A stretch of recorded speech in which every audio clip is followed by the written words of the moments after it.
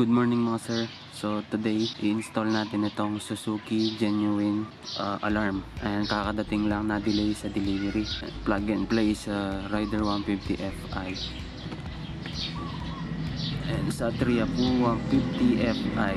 Ang price niya is 3,800. Mahal kasi imported pa ito sa Indonesia. Hindi pa nagbebenta ng ganito ang Suzuki Philippines. Ayan mga sir, unbox muna natin siya.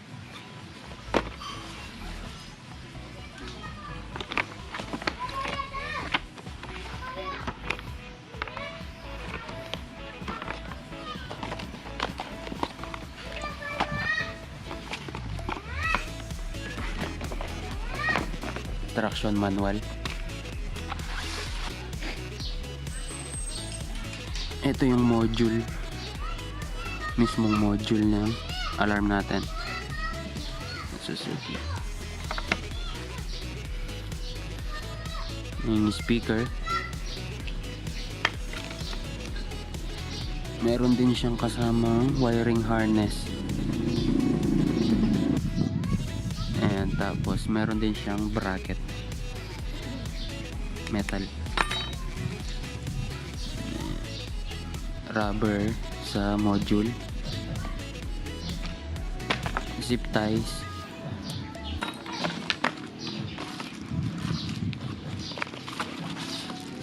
Ayan, meron siyang extra fuse, nuts and bolts. Ayan, tapos foam tape. Ito, meron din siyang habang foam. At yung dalawang remote. Install na natin sa Rider 150 Fi. Ang una, tanggalin muna itong negative connection ng battery.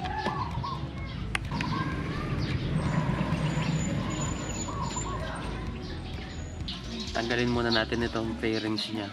Una yung leg shield, tapos itong compartment, tapos itong back fairing. Huli na natin yung headlight. And mga sir, meron na akong tutorials ng leg shield kung paano tanggalin, kaya hindi ko na ituturo dito. Ito na lang compartment at back fairing. Ngayon pwede na natin tanggalin itong compartment natin. Ayan muna yung 10mm bolts dito sa tabi ng reservoir natin. Tapos sa kabila, ganun din. Tapos itong bolts sa loob ng compartment, tanggalin na natin.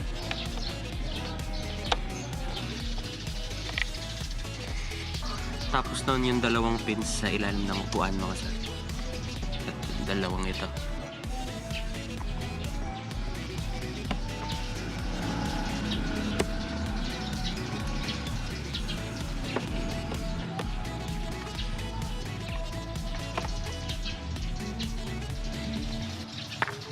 Pwede na natin siyang tanggalin.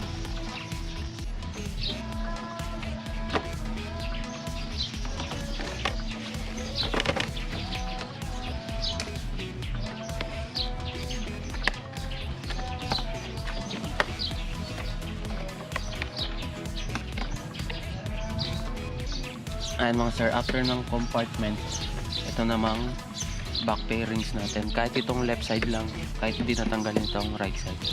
Ayan, yung una tanggalin muna itong grab bar.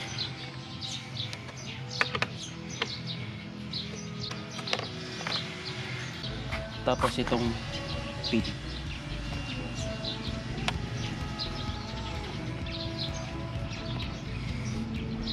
Ayan mga sir, hilahin muna itong sa may air cleaner cover. Tapos push papunta sa harapan. Ayan, tatanggal na. Ganun lang siya kadali. Ayun mga sir, pwede na natin tanggalin itong headlight. Ayun, nilagyan ko ng basahan para hindi magasisan. Ayun mga sir, tanggalin ko na yung headlight para makita nyo ng maayos. Ayun, unplug mo lang itong sa headlamps. Tapos itong sa flasher.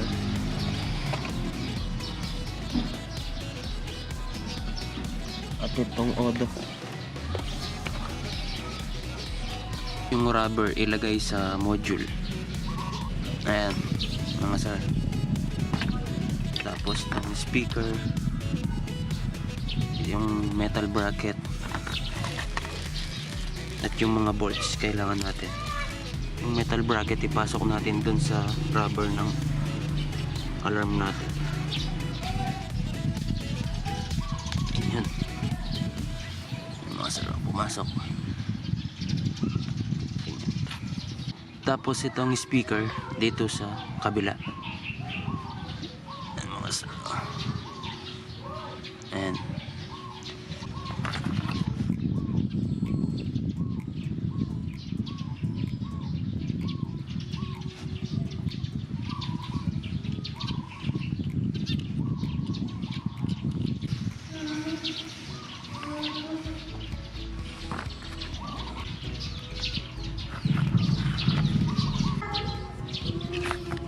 ayan mga sir. Tapos yung connector ng speaker natin, i-connect mo lang siya dito sa connector ng module.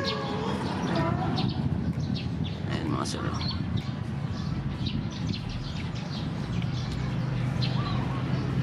Ayan, tapos na. Ayan mga sir, punasan muna natin. Dahil lalagyan natin ng foam tape yung kasama sa alarm natin, yung included na.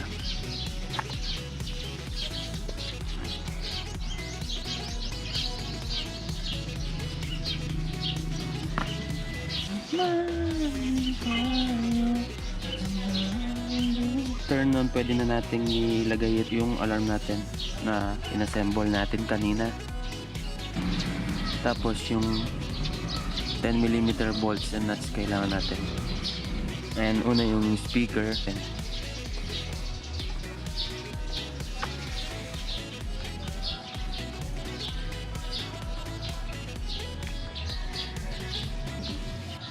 Ayan mga sir. Tapos ilagay mo lang yung 10mm bolts natin. Yung natin pasok sa loob.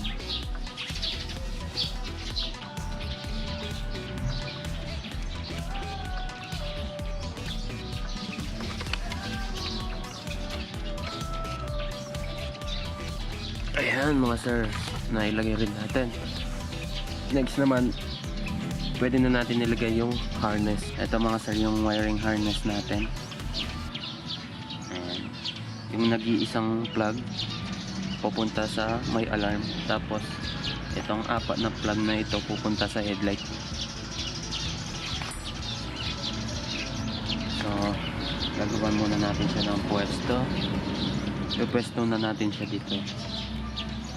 Una muna itong sa may alarm.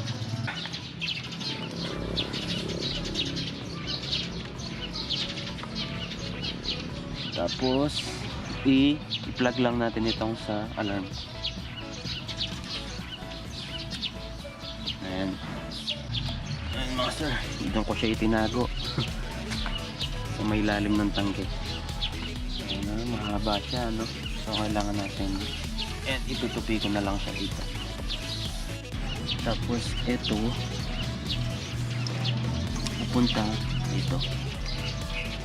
Ayan siya mga sir, ganyan yung pwesto niya na gagawin ko. Tapos ilulusot ko siya dito sa ilalim ng reservoir ng coolant natin. Ayan, lumusot din. Ayan mga sir, sa headlight naman gagayahin lang natin itong daan nitong main harness natin.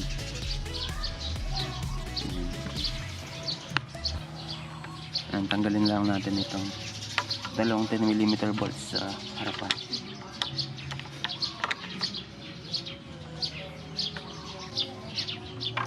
Tapos pasok lang natin siya katulad nun. Iangat lang natin ng konti. Tapos isama natin siya dito. Ayan mga sir.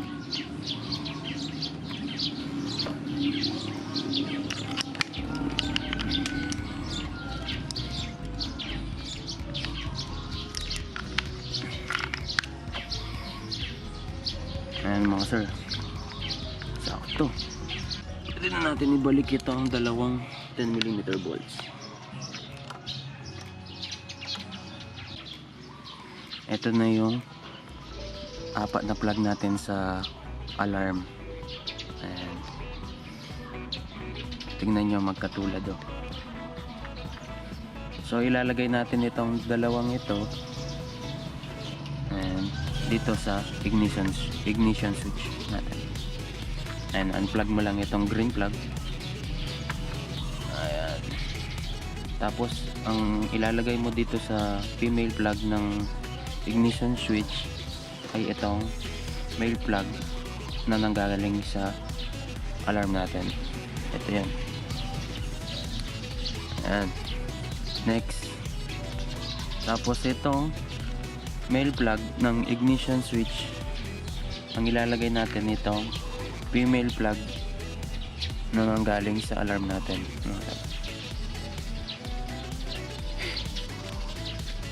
Ayan.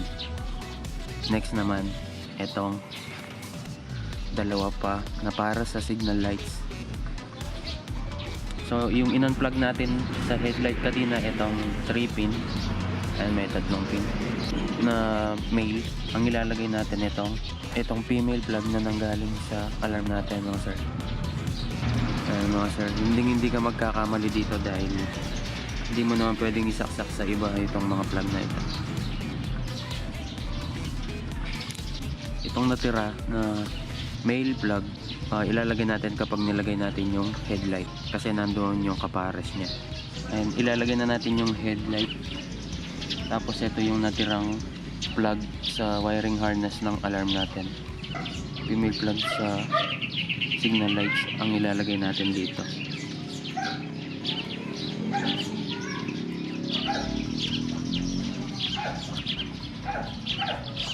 Ayan mga sir, tapos na. Ganun lang siya kadali install. So isisip tie na lang natin yung mga wires at ibabalik natin lahat ng kinalas natin. Tapos testingin na natin.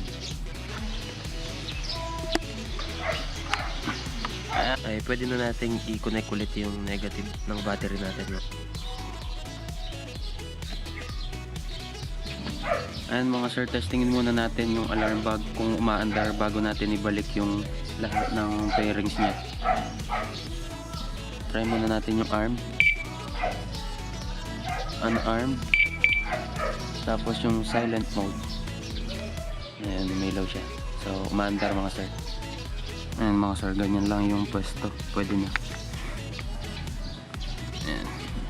Ayan, pwede natin ibalik yung headlight niya.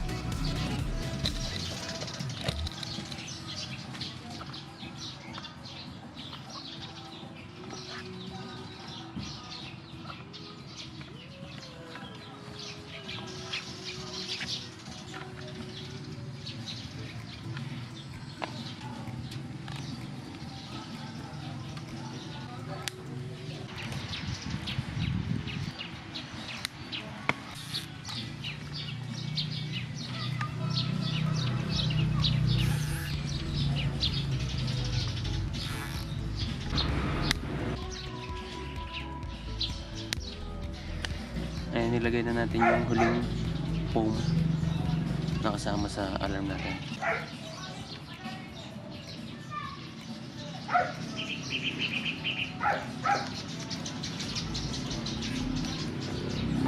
Ayan mga sir, testingin na natin siya.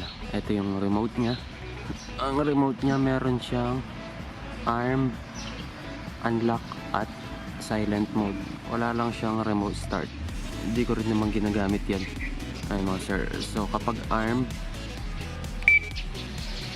ayan, 1 beep. Kapag unarmed, 2 beep. And kapag silent mode, walang beep, iilaw lang yung signal lights. And try natin siyang i-arm.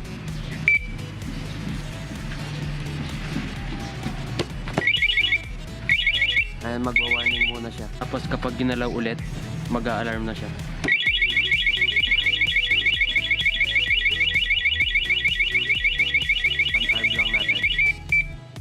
Tapos meron din siyang locating mode. Kung mare nasa parking, hindi mo mahanap, pwede mo siyang patunugin. Press mo lang ng sabay itong arm at silent mode. Ayun siya. Tapos next, itong anti-hijack. And pwede natin siyang patayin kapag kumara inagaw siya sa atin. And start ko muna yung makina. Ayan, umaandar na siya mga sir. So ngayon, i-press and hold lang natin itong arm button ng 2 seconds. Ayan, mag-a-alarm siya. After 10 seconds, mamamatay yung makina.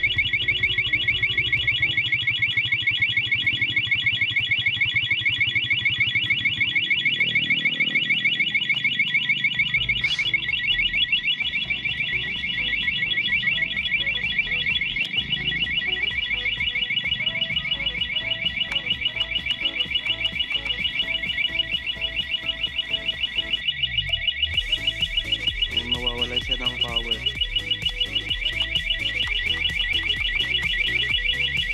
Unarmed.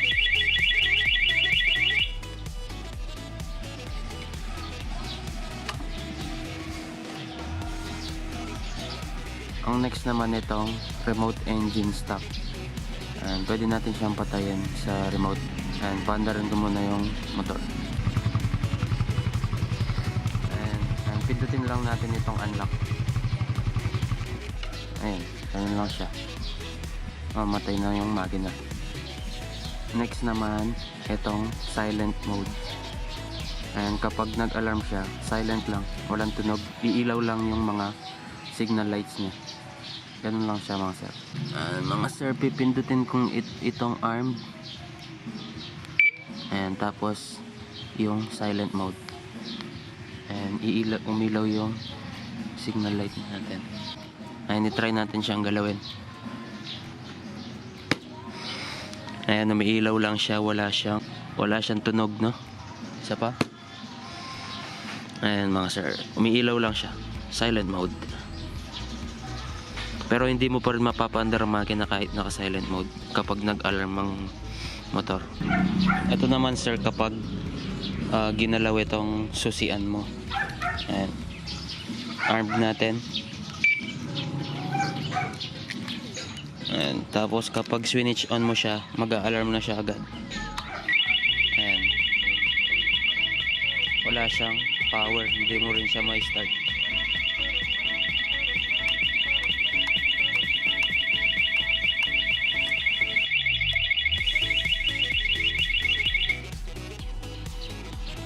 Unarmed. Yung sensitivity adjustment mga sir. Ayan, press and hold lang itong unarmed button ng 5 seconds.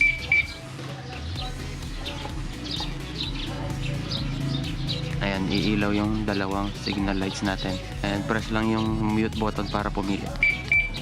Ayan, yung unang pindot 1 beep, yun yung pinaka mababang sensitivity. Yung second, dalawa. Yung pinakamataas na sensitivity is 5 beep. Ayan, pinakamataas sensitivity. Tapos press mo ulit yung unarmed para iset. Ayan, ganun lang siya sir.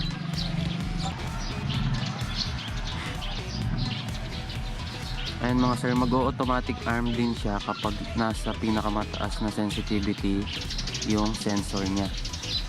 Kung nga iniwan mo siya sa parking lot tapos nakalimutan mong i-arm, automatic na siyang mag-arm. So ayan mga sir, salamat.